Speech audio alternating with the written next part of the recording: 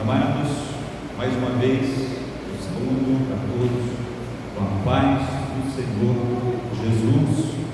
Estamos agradecidos a Deus por mais esta oportunidade que Ele nos concede de estarmos na sua casa, na sua presença, para mais um culto de adoração. Eu costumo dizer que o culto de sexta-feira não é só culto de ensino ou de estudo da palavra, mas também culto de adoração ao Senhor. Todas as vezes que nós adentramos estas portas deste santuário, é para cultuarmos ao Senhor. E o culto, ele é sempre de adoração, porque quando nos reunimos é para adorar ao Senhor. Já iremos estudando hoje uma carta pequena do apóstolo Paulo, carta de Filemon, ou a carta de Paulo a Filemon. É a menor carta de Paulo, a carta ao amigo Filemon, ao seu discípulo Filemon. É uma carta que ela é composta, lá no original grego, por apenas 335 palavras. Portanto, é uma carta sucinta, tá, queridos? Mas é uma carta importante. No terceiro ou quarto século da história da igreja, alguns tentaram contestar a inspiração, a presença desta carta na Bíblia, no cânon sagrado, por se tratar, diziam alguns da época, de fatos triviais da vida humana e que não caberia lugar nas Escrituras. Mas, graças a Deus, a carta a Filemon, ela permaneceu no cânon sagrado até os dias de hoje, e não havia nenhuma contestação em relação à inspiração, mas em relação a finalidade para a qual ela foi escrita, porque nós sabemos que ela traz grandes ensinamentos divinos para as nossas vidas. E hoje nós vamos estudar esta carta. Esta carta ela foi escrita da prisão, como outras cartas de Paulo foram escritas da prisão. Filemon, ela foi escrita da prisão em Roma, provavelmente durante a primeira estada de Paulo na prisão em Roma, uma prisão que durou aproximadamente 2 anos. É uma carta que foi escrita muito provavelmente na mesma época ou nos mesmos dias que foi escrita a carta aos Colossenses. Inclusive o portador da carta a Filemon é o mesmo portador da carta aos Colossenses. Então, infere-se aqui do texto que Paulo escreveu e mandou pelo mesmo portador as duas cartas numa mesma época, tá? O irmão Tíquico, cooperador de Paulo, na companhia de Onésimo, um personagem que nós iremos falar muito sobre ele nesta pequena carta a Filemon. Dos versículos 1 até o versículo 9, Paulo dá a entender que ele está preso. Ele diz claramente que ele está preso, está numa prisão, provavelmente seja uma prisão domiciliar, porque lá no livro de Atos, no capítulo 28, versículo 30, fala de uma prisão domiciliar, e é a mesma prisão referida aqui nessa carta. É a prisão em que Paulo permaneceu em torno de 2 anos preso em Roma, esperando o julgamento. Ele foi julgado e absolvido e voltou novamente a trabalhar nas missões, visitando as igrejas e ganhando almas para o Senhor. Posteriormente, alguns anos depois, ele volta a ser preso novamente por uma denúncia contra os cristãos, e ele, sendo um cristão mais, digamos assim, mais famoso, né, que mais aparecia na sua época, ele foi ali pego como bode expiatório. Quando Roma foi sediada e a culpa foi colocada sobre os cristãos como pretexto para barrar o crescimento da igreja. Mas não é disso que iremos falar nesta oportunidade. Vamos nos ater ao conteúdo da carta de Paulo a Filemon. Como eu já disse, essa carta ela foi escrita juntamente com a carta aos Colossenses, a igreja que estava na cidade de Colosso. Filemon era um senhor de escravos. No versículo 16 fica evidente isso, mas ele era membro da igreja de Colosso.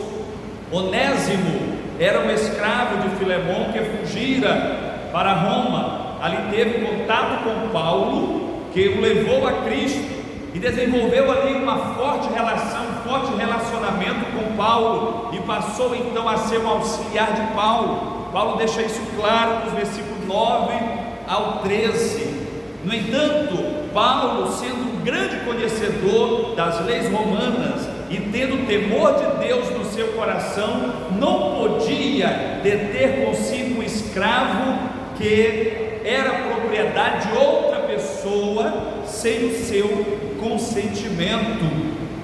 Paulo, no entanto, apreensivo, envia Onésimo de volta a Filemon, acompanhado do seu cooperador Tíquico, que levava as cartas e também levava uma espécie de tutor daquele escravo de volta para o seu senhor. Isso nós podemos confirmar lá em Colossenses, no capítulo 4, do versículo 7 ao 9, quando Paulo, escrevendo aos Colossenses, ele ratifica ali quem está levando a carta, acompanhado de quem? Tíquico, acompanhado do seu amigo, do seu filho na fé, Onésimo, escravo de um senhor da cidade de Colosso. Paulo escreveu a Filemon para tratar do problema específico de seu escravo fugitivo, Onésimo. Esse foi o motivo pelo qual no século III, meados do século III para o século IV, a carta de Paulo a Filemon foi contestada, a presença dela na Bíblia, porque tratava de assuntos triviais da vida humana. Segundo os críticos da época, não cabia espaço aqui nas escrituras sagradas. Segundo a lei romana, amados, um escravo fugitivo era passivo da pena de morte.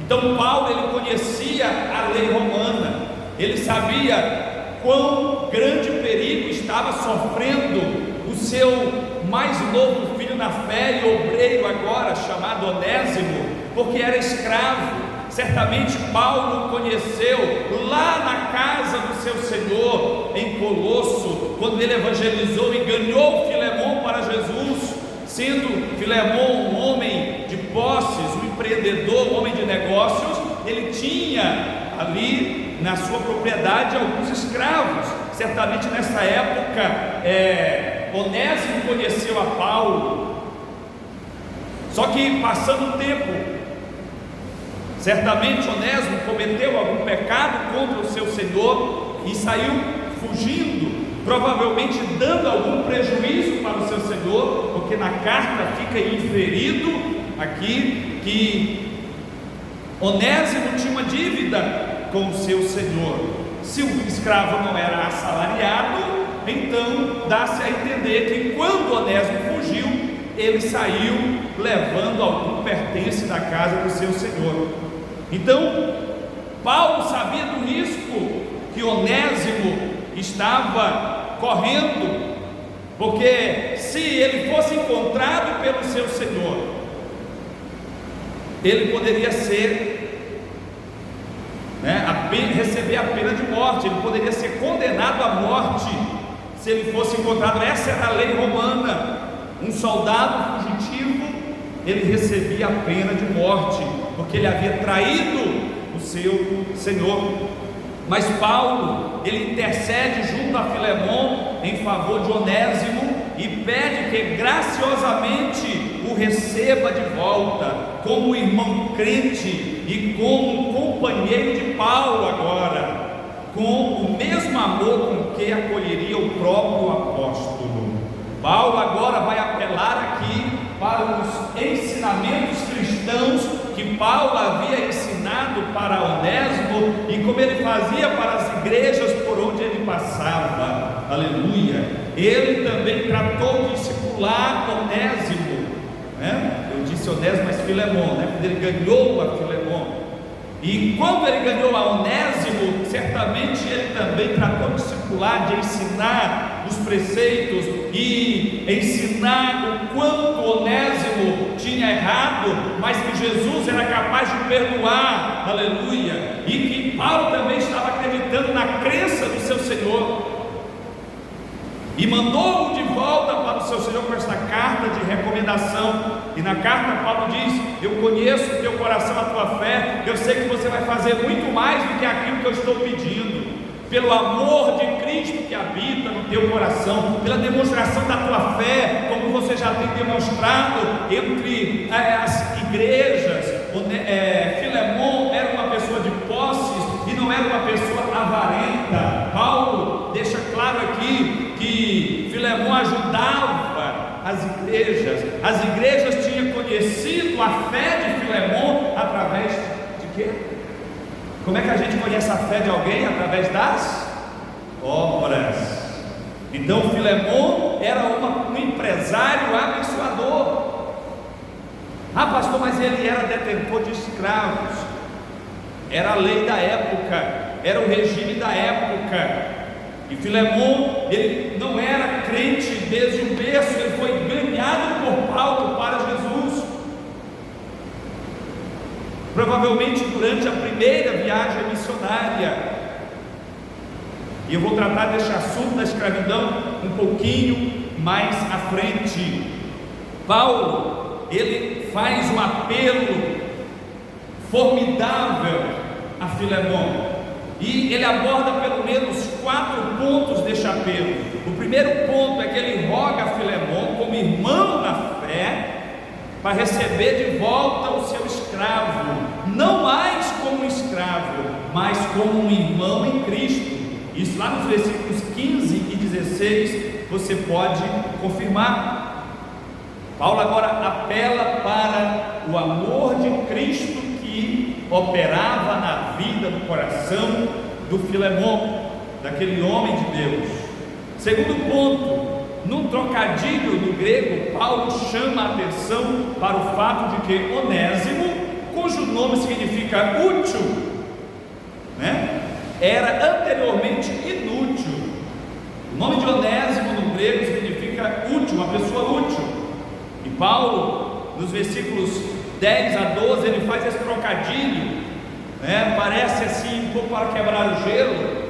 Ele diz que antes o homem que deveria ser útil era inútil, mas que agora ele estava sendo útil tanto para ele, Paulo, como para o seu senhor Filemon. Ele agora era um homem útil, ele agora era um homem diferente, ele agora era uma pessoa que foi transformada pelo poder da palavra de Deus, porque o Evangelho ele gera essa transformação no coração da pessoa, amados. Quantas pessoas tinham um caráter duvidoso, tinham um caráter reprovável, claramente reprovável, e depois que se entregou a Jesus, se tornou um cidadão de bem, uma cidadã de bem, uma pessoa de palavra, uma pessoa de verdade. Louvado seja o nome do Senhor, porque o Evangelho de Cristo ainda transforma o mais vil pecador numa nova criatura para a glória do nome do Senhor. Terceiro ponto abordado neste apelo, Paulo ele queria que Onésimo permanecesse com ele, mas ele entendia que não era correto. Ele ficou com Onésimo o tempo suficiente para discipulá-lo, para ensinar a palavra, para ensinar como ele deveria se comportar como um novo crente, como ele deveria se comportar agora com o seu Senhor, ele sendo um servo de Deus, e o seu Senhor também sendo um servo de Deus. Como é que o crente tem que se comportar diante dos seus compromissos?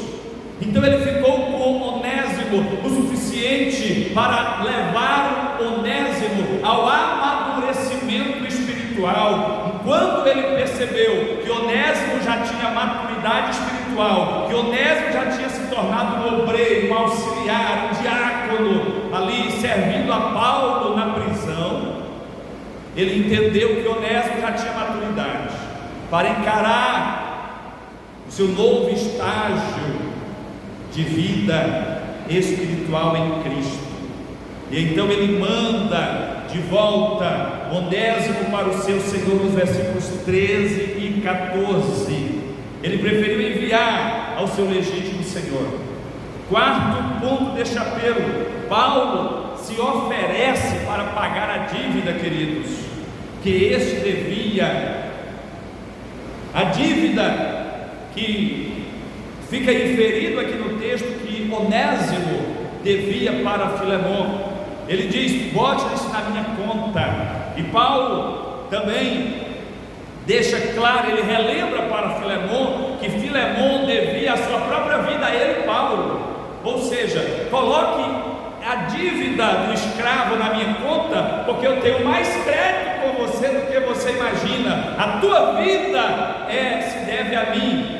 Provavelmente Paulo estava se referindo à vida espiritual, porque ele havia ganhado Filemon para Jesus, ele havia discipulado Filemon, ele havia feito de Filemon um verdadeiro discípulo. Aleluia! A carta a Filemon é uma das cartas individuais do apóstolo Paulo. Poucas pessoas receberam cartas individuais. Timóteo foi recebeu 2 cartas. Tito foi outro que recebeu uma carta, e Filemon foi outro que recebeu uma carta. A diferença entre Timóteo, Tito e Filemon é que Timóteo e Tito eram pastores de igrejas, e as cartas que Paulo escreveu a Timóteo e a Tito eram cartas pastorais, eram cartas de aconselhamento e instruções doutrinárias para as igrejas, para o reino de Deus. A carta a Filemon é uma carta diferenciada, é uma carta que trata dos problemas do dia a dia do crente, dos problemas do dia a dia da igreja como cidadão da terra. E então Paulo, ele deixa claro que Filemon tinha uma dívida com ele, Paulo. Na verdade não era uma dívida financeira, mas era uma dívida moral, era uma dívida espiritual. Então Paulo se coloca no lugar do seu amigo, do escravo do seu amigo, para então pedir ali não a alforria, mas o perdão daquele senhor. Se porventura ainda nutrisse algum ódio, algum rancor contra o seu escravo, que viesse em nome da amizade com Paulo e em nome do amor de Cristo que habitava na vida daquele senhor, perdoar o seu amigo daquela ofensa e recebesse-o de volta novamente. O conselho de Paulo, amados, não foi para que ele desse uma carta de alforria e liberasse o seu escravo, não, mas que recebesse o seu escravo de volta na sua casa e tivesse como amigo. Aleluia. Tem algumas características especiais nesta carta, e eu gostaria de citar pelo menos 3 principais que nós encontramos nesta epístola, tá? A primeira característica que nós encontramos aqui é que ela é a carta mais breve, mais curta, 335 palavras apenas. No original grego é composta esta carta, porque ela trata de um assunto específico e um assunto sucinto. Segunda característica, mais do que qualquer outra parte do Novo Testamento, ela ilustra como Paulo e a igreja primitiva tratava do problema da escravidão romana, do Império Romano. Ao invés de atacar de frente o problema da escravidão, de instigar uma rebelião armada, Paulo expôs aqui princípios cristãos que eliminavam a severidade da escravidão romana e que finalmente levaram à sua abolição total no meio da cristandade. De repente você pode ficar imaginando, julgando errado Paulo, dizendo, mas Paulo, sendo o apóstolo de Jesus Cristo, dizendo que agora nós somos livres, como ele pode pegar um escravo que havia fugido da mão do seu senhor e mandar de volta para debaixo da servidão, mandar de volta para a casa do seu senhor, aonde esse escravo corria o risco de ser recebido com uma forca ou com uma guilhotina? Parece que Paulo estava sendo cruel na visão humana ali, mas não, amados. Paulo, ele estava aqui usando da sabedoria de Deus para resolver problemas pessoais ou problemas familiares. Paulo, ele não agiu, e a igreja primitiva, os irmãos, os demais apóstolos não agiram frontalmente contra a escravidão, mas eles ensinaram princípios cristãos, e esses princípios cristãos enfraqueceram a relação de escravidão entre os cristãos. Por que entre os cristãos? Porque as pessoas, o empresário, ele era ímpio, e aí ele se convertia, ele era rico, ele tinha escravo, ele tinha negócios, e ele passava a ser um cristão, um crente, mas ele tinha escravo. Era legal. Então, para Paulo dizer, ó, tu está em pecado porque você tem escravos, seria difícil, seria bem complicado. Paulo iria ser acusado de estar se contrapondo ao próprio Estado romano. Como foi que Paulo administrou essas questões? Ensinando princípios cristãos. E o que nós entendemos aqui nesta carta é exatamente isto, amados. Paulo pega um escravo fugitivo, na pior das condições, faz dele agora um amigo do seu senhor, um irmão do seu senhor, coloca esse escravo agora na mesma postura, na mesma altura do seu senhor, daquele que tinha o poder de deixar ele viver ou de matá-lo, e nada iria acontecer com ele, porque o escravo era propriedade do seu senhor. Então, eles ensinaram princípios que iam enfraquecendo essas relações de escravatura, até por fim abolir completamente no meio da cristandade, no meio da igreja, no meio dos cristãos.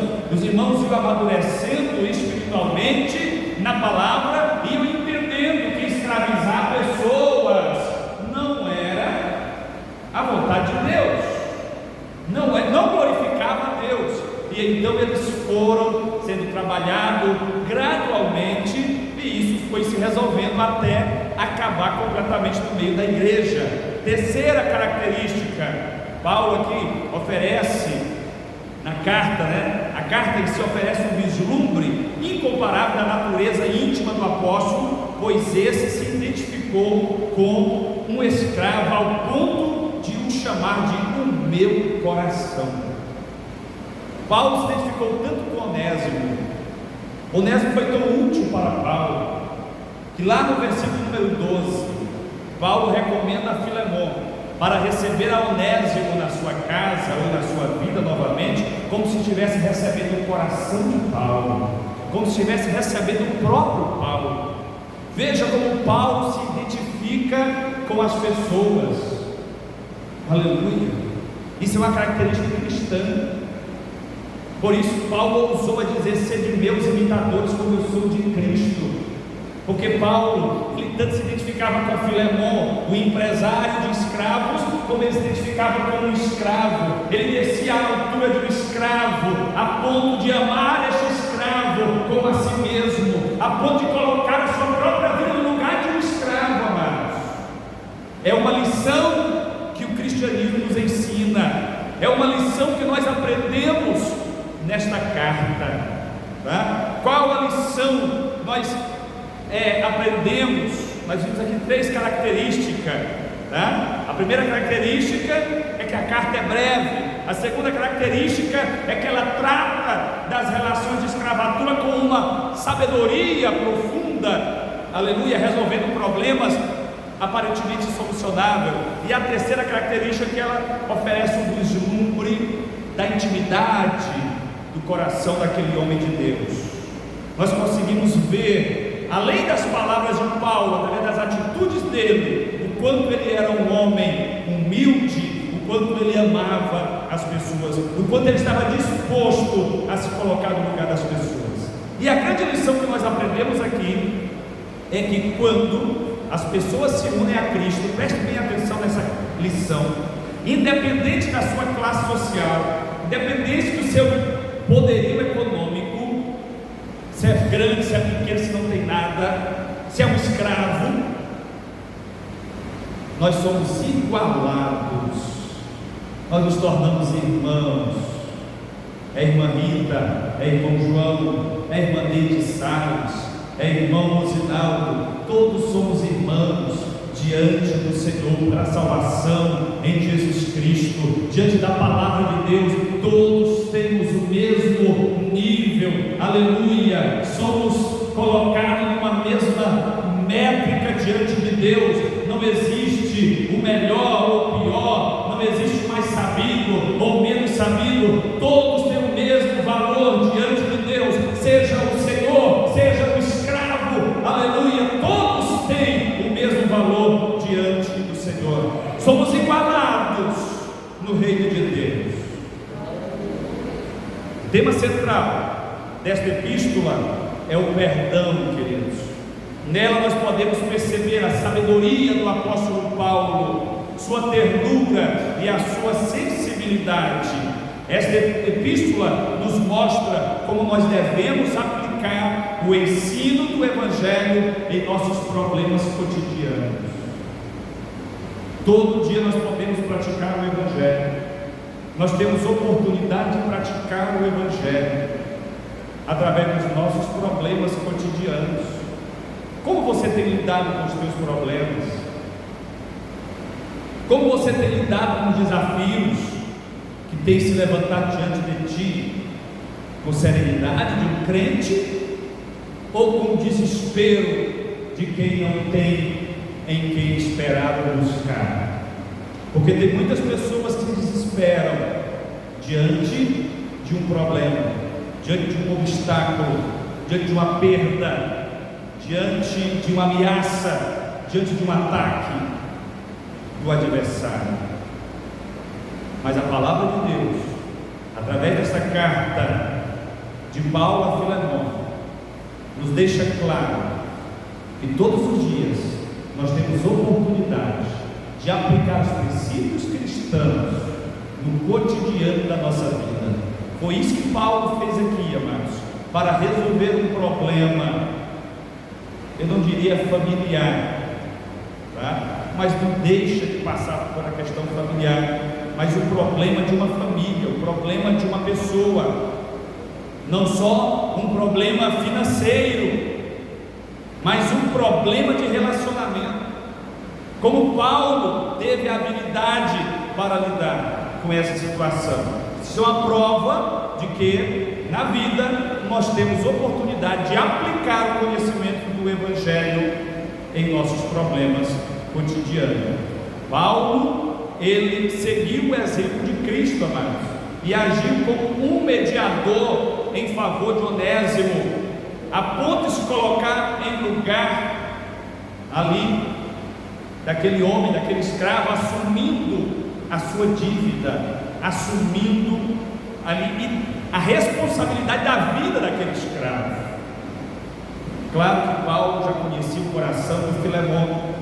Se Paulo duvidasse do coração, do caráter de Filemon, certamente ele não teria enviado Onésimo já junto com a carta, ele teria buscado um outro caminho.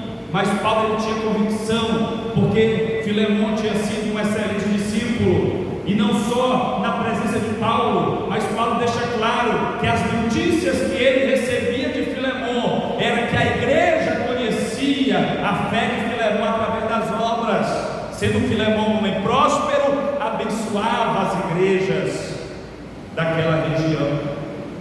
Portanto, amados, que nós Busquemos a sabedoria de Paulo para aplicar nos problemas cotidianos a sabedoria do Evangelho, as diretrizes do Evangelho, e aplicar também no nosso coração o perdão. Tem muitos crentes feridos em nossos dias, em nossas igrejas, por não operar o perdão, por não estar disposto a perdoar, porque perdoar, amados, parece simples, mas incomoda muito. Na verdade, não é o perdão que dói, mas a mágoa que alguém nos fez é que dói e nos impede de liberar o perdão. Mas nós somos aqui instados pela palavra a liberar perdão. Quando nós liberamos perdão, nós é que somos abençoados com a liberação desse perdão. Quando a gente libera perdão, a gente deixa de ficar magoado, é verdade ou não é? Quando a gente libera perdão, a gente deixa de pensar naquela dívida, naquele prejuízo que alguém nos deu, naquela, quem sabe, afronta que alguém ousou nos afrontar. Quando a gente libera perdão, a gente se sente leve, a gente se sente livre. Aleluia. Eu já vivi essa experiência, e eu sei que você também já viveu essa experiência. Portanto, se você está sofrendo com alguma mágoa, com alguma ferida ou com algum prejuízo, libere perdão, fale com Deus, peça a graça de Deus na tua vida e perdoe, e libere perdão, e seja abençoado ainda mais, seja próspero ainda mais. Louvado seja o nome do Senhor. Que o Senhor te abençoe, te guarde e perdoe os teus pecados e te faça um servo fiel, aleluia, pronto para o arrebatamento da igreja. Deus os abençoe, amém. Glória a Jesus.